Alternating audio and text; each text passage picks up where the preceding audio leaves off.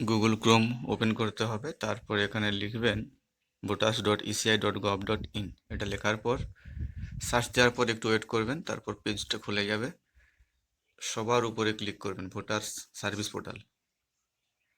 একটু ওয়েট করার পর পরবর্তী পেজ খুলে যাবে। এইখানে নিচে দিয়ে স্ক্রল ডাউন করবেন, এখানে দেখবেন লেখা আছে ডাউনলোড ইলেকট্রাল, এইটাতে একবার ক্লিক করবেন। এরপর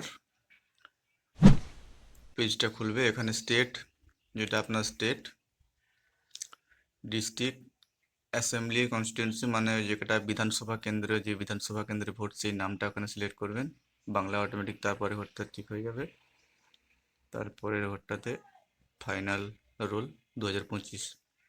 এবার ক্যাপচার করে দিয়ে নিচের দিকে চেক বক্সে চেক দেবেন যেটা আপনার ভোটার কেন্দ্র, বা ওখানে সার্চ বক্সে সার্চ করেও আপনি এখানে ডাউনলোড করে পিডিএফটা দেখতে পারবেন।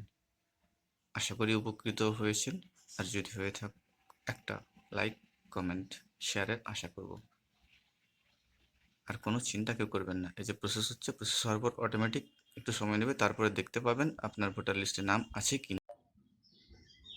হাই ফ্রেন্ডস, ভিডিওটা যদি ভালো লেগে থাকে একটা লাইক, একটা কমেন্ট, একটা শেয়ারের আশা করব। কেমন? ভালো